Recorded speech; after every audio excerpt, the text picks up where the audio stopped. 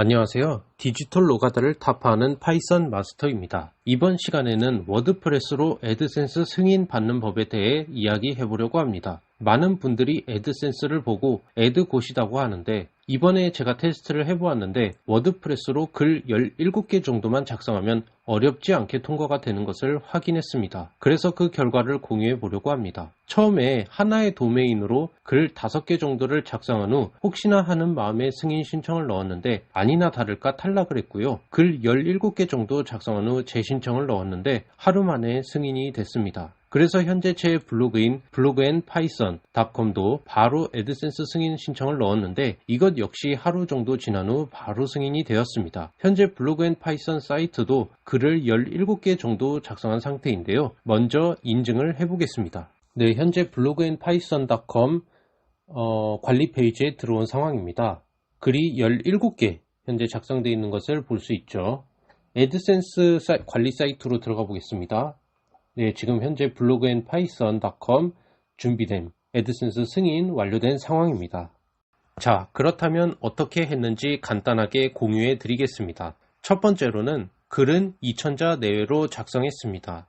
애드센스를 시도해 보셨던 분들이라면 1000자 이상의 글을 써야 한다는 사실을 많이 들어보셨을 것입니다. 그런데 제가 이전부터 테스트해 본 결과에 따르면 1000자 내외로 글을 작성한다면 글 수가 더 많아야 승인되는 경우가 많았습니다.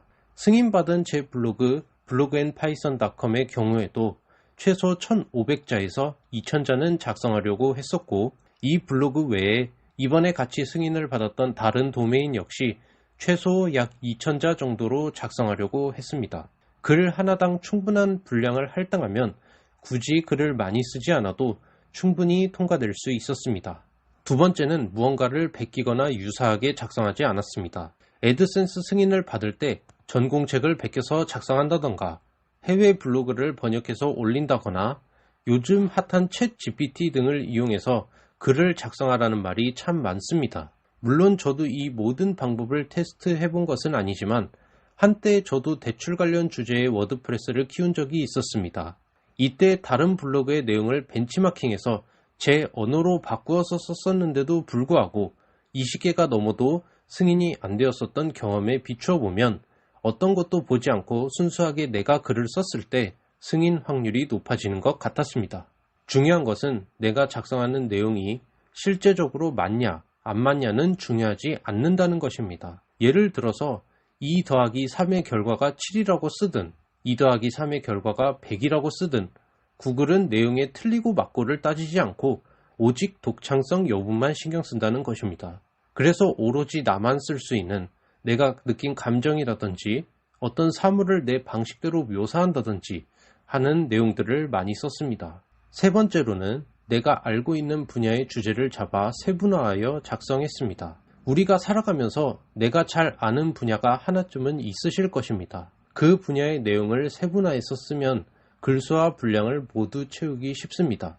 예를 들어서 파이썬 관련 주제로 포스팅을 한다고 하면 파이썬 독학 방법, 파이썬 추천책, 파이썬 연산자, 파이썬 크롤링 등 다양한 주제가 있을 것입니다.